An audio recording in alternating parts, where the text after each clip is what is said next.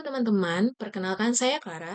Saya Veronica, turut subsektor perikanan Provinsi Kalimantan Barat menggunakan model Sarima untuk memprediksi 5 periode ke depan. NTP atau nilai tukar petani perikanan di Kalimantan Barat menunjukkan indikator kesejahteraan nelayan dan pemberdayaan ikan yang dipengaruhi oleh kondisi musim, cuaca, dan faktor sosial. Nah, pada musim barat, yaitu pada bulan November sampai Maret, aktivitas melaut itu cenderung menurun akibat gelombang tinggi, sehingga mengakibatkan pasokan ikan berkurang dan harga cenderung naik. Nah, sedangkan pada musim timur, yaitu pada bulan April sampai Oktober, hasil tangkapan ikan itu melimpah, sehingga harga ikan ikut menurun. Nah, selain itu, pada momen seperti Ramadan, Hari Raya Idul Fitri, dan Imlek juga mempengaruhi permintaan ikan. Nah, melalui analisis deret waktu menggunakan grafik time series, plot ACF dan PACF pada data Januari 2020 sampai Desember 2024 dapat diidentifikasi pola musiman NTP perikanan Kalbar. Hasil dari analisis ini diharapkan dapat menjadi dasar bagi pemerintah untuk menyusun kebijakan yang lebih tepat, sehingga subsidi produksi, bantuan nelayan, dan pengelolaan penyimpanan hasil perikanan. Nah, guna meningkatkan kesejahteraan masyarakat. Selanjutnya, deskripsi data. Nah, jenis data yang digunakan yaitu time series bulanan dengan periode Januari 2020 sampai 2024. Nah, jumlah pengamatannya itu sama 60 bulan dengan satuan indeks 2020 itu sama dengan 100. Nah, data ini kami dapat dari Badan Pusat Statistik Kalimantan Barat. Selanjutnya, metode analisis. Metode yang digunakan yaitu analisis statistik deskriptif untuk melihat gambaran umum dan data NTP perikanan di Kalimantan Barat dari periode Januari 2020 sampai Desember 2024. Selanjutnya, dilakukan visualisasi deret waktu melalui time series plot, seasonal plot, dan differencing plot untuk mengidentifikasi pola tren dan musiman. Selanjutnya, dilakukan uji stasioner. Gunakan ADF untuk menunjukkan data awal belum stasioner sehingga dilakukan differencing sehingga data menjadi stasioner. Lalu, menentukan orde model menggunakan analisis plot ACF dan plot PACF. Kemudian dibentuk beberapa model Sarima dengan frekuensi musiman 3. Selanjutnya dilakukan parameter model menggunakan metode Maximum Likelihood Estimation atau MLE menggunakan bantuan software R. Selanjutnya dilakukan uji diagnosis residual untuk memastikan residual bersifat normal dan white noise. Setelah itu dilakukan pemilihan model terbaik berdasarkan nilai AIC, BIC, MAPE, dan RSME. Sehingga diperoleh model terbaik yaitu Sarima 213103 dengan musiman 3 dengan tingkat kesalahan yang kecil dan hasil estimasi mendekati data aktual. Selanjutnya, dengan menggunakan model terbaik yang telah didapat tadi, dilakukan peramalan. Hasil dan analisis. Yang pertama, statistik deskriptif. Dari gambar tersebut, kita dapat melihat rata-ratanya sebesar 101,54 dan mediannya sebesar 101,47. Itu menunjukkan kondisi petani cenderung menguntungkan. Nah, nilai minimumnya sebesar 94,63. Itu terjadi pada Juni 2024 akibat pandemi COVID-19. Nah, sedangkan nilai maksimumnya yaitu sebesar 105,99 pada Agustus 2021. Itu menandakan ekonomi membaik. Standar deviasinya sebesar 2,92. Itu menunjukkan fluktuasi NTP relatif stabil selama periode 2020 sampai 2024. Nah, yang kedua yaitu grafik deret waktu. Nah, dari grafik deret waktu tersebut, kita dapat melihat pola musimannya. Nah, polanya itu berulang setiap 3 bulan sekali. Selanjutnya, dari hasil dan analisis, yang ketiga adalah identifikasi musiman. Berdasarkan hasil plot data, NTP Perikanan Kalimantan Barat selama tahun 2020 sampai tahun 2024 terlihat relatif stabil, namun memiliki pola musiman yang kuat dengan frekuensi 3, sehingga fluktuasi data terjadi secara berulang setiap 3 bulan sekali. Seasonal plot menunjukkan adanya perbedaan kondisi antar bulan, di mana beberapa bulan seperti Februari, Agustus, dan Oktober memiliki NTP yang tinggi yang menandakan kesejahteraan nelayan meningkat. Sedangkan Maret dan Oktober menunjukkan NTP rendah sehingga petani mengalami tekanan ekonomi. Pada plot differencing, data asli memperlihatkan pola tahunan yang teratur dan berulang, sedangkan data setelah penyesuaian, musiman menjadi lebih stabil dengan fluktuasi yang lebih kecil. Ini menunjukkan bahwa variasi NTP perikanan Kalbar sangat dipengaruhi oleh faktor musiman. Yang keempat adalah uji stasionaritas. Di sini ada dua pernyataan. Ketika value-nya kurang dari sama dengan 0,05, maka data kita stasioner. Jika besar dari 0,05, maka data kita tidak stasioner. Nah, di sini kami untuk mengujinya menggunakan bantuan dari R dengan ADF. Yang pertama, ternyata value-nya itu besar dari 0,05, data kami tidak stasioner. Jadi kami melakukan differencing, setelah itu kami cek lagi value-nya ternyata sudah memenuhi asumsi jika value-nya kurang dari sama dengan 0,05, maka datanya stasioner.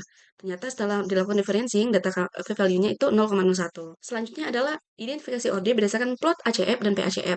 Nah, diketahui terlebih dahulu bahwa untuk plot ACF itu digunakan untuk MA dan PACF itu digunakan untuk R. Nah, karena di sini kita menggunakan model Sarima, berarti ada P kecil, Q kecil, D kecil, ada P besar, D besar, Q besar, dan S itu untuk yang dipengaruhi oleh musiman. Nah, yang pertama kita lihat dari plot PACF untuk menentukan R-nya atau P kecil. Kita lihat dia cut up setelah berapa. Ternyata untuk PACF-nya cut up setelah kedua. Dan untuk ACF, dia cut up setelah lag ke satu, dan lag satu dan lag ketiga. Kalau untuk musiman kita lihat frekuensinya. Kita ketahui frekuensinya itu tiga, jadi dia berulang selama 3 kali. Sehingga diperoleh ada 3 model. Yang pertama itu model Sarima 2,1,1, 1,0,3 dengan frekuensinya 3. Selanjutnya adalah estimasi parameter. Di sini untuk mencari estimasi parameter kami menggunakan bantuan dari aplikasi RStudio. Nah, berdasarkan tabel 5, terdapat 3 model Sarima yang dibandingkan untuk melihat model mana yang paling baik dalam memprediksi data. Model Sarima 2,1,1, 1,0,3 dengan frekuensinya 3 memiliki nilai EC paling kecil yaitu 234,29, tetapi nilai RMSE dan MAPE-nya masih lebih besar dibandingkan model yang lain, sehingga kesalahannya masih cukup tinggi. Sedangkan model Sarima 2,1,3, 1,0,1 dengan frekuensinya 3 memberikan hasil prediksi yang lebih baik dengan nilai RMSE 1,45649 dan MAPE-nya 16,8%, yang menunjukkan bahwa kesalahan prediksi sudah sangat kecil. Sementara itu, model Sarima 2,1,3,1,0,3 dengan nilai NSE-nya 1,087,873 dan MAPE-nya 14,5%. Nah, ini tergolong baik, sehingga prediksinya paling mendekati nilai sebenarnya. Nah, untuk memprediksi nilai yang paling akurat dari nilai MAPE dan MSE-nya terlihat sekarang adalah model Sarima dengan 2,1,3,1,0,3 dengan frekuensinya 3. Untuk model terbaik itu tidak hanya melihat dari estimasi parameter, maka dilakukan uji diagnostik. Nah, di uji diagnostik ini ada dua yang diuji, yaitu normalitas dan independensi. Untuk normalitas, kita melihat dari plot kiki plotnya, yaitu ketika titik-titik datanya mendekati garis definisi sepanjang waktu. Untuk independensi, lak-lak pada plot ACF residualnya tidak keluar dari garis signifikan kecuali di log 0. Nah, untuk model yang pertama, dari normalitas kiki plotnya, data-datanya itu menjauhi garis regresi. Tapi untuk plot ACF-nya, sebenarnya tidak ada log yang keluar dari garis signifikan. Terus untuk yang kedua, data-datanya itu mendekati garis regresi sepanjang waktu, tetapi untuk di independensi plot residual ACF residualnya itu ada log yang keluar yaitu di log 2. Untuk di model 3, nah, data-datanya itu mengikuti garis variasi dan untuk plot ACF-nya itu laknya tidak ada yang keluar dari garis signifikan. Maka berdasarkan hasil uji diagnostik residual hanya model 2,1,3, 1,0,3 dengan frekuensi 3 yang memenuhi asumsi Wignos karena residualnya memenuhi uji normalitas dan independensi. Nah, model ini juga menjadi model terbaik dengan nilai MAP sebesar 14,5% dan RMSE 1,087873 dan AIC 236,19 sehingga memiliki tingkat kesalahan prediksi yang kecil dan hasil peramalan yang akurat. Selanjutnya adalah evaluasi model. Nah, dari model Sarima tadi dan estimasi parameter, sehingga kita peroleh model untuk Sarima 2,1,3, 1,0,3 dengan frekuensinya 3, dengan gambar perbandingan data, observasi, dan estimasi. Selanjutnya adalah forecasting, yaitu prediksi. Nah, di sini ada gambar prediksi 5 tahun ke depan. Gambar tersebut menunjukkan prediksi nilai tukar petani atau NTP dari bulan Januari sampai Mei 2025.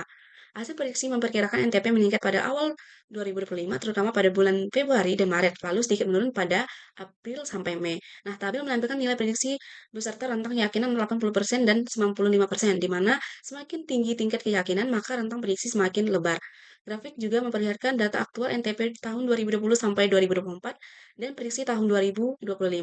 Secara umum, tren NTP diperkirakan positif, namun masih terdapat ketidakpastian pada hasil prediksi. Berdasarkan analisis NTP Subsektor Perikanan Provinsi Kalimantan Barat, dari periode Januari 2020 sampai dengan Desember 2024 menunjukkan pola musiman setiap 3 bulan dan tahunan. Uji ADF menunjukkan data awal belum stasioner, sehingga dilakukan differencing agar data menjadi stasioner. Model terbaik yang diperoleh adalah Sarima 213103 dengan musiman 3 karena memenuhi asumsi white noise dan memiliki akurasi yang tinggi dengan nilai MAPE sebesar 14,5%. nilai RMSE sebesar 1,087873, dan nilai AIC sebesar 236,19. Rata-rata NTP-nya sebesar 101,54 dengan kondisi yang relatif stabil. Meskipun terdapat fluktuasi musiman. Prediksi dari Januari sampai Mei 2025 menunjukkan peningkatan NTP di awal tahun, terutama Februari dan Maret. Sekian presentasi dari kami. Terima kasih.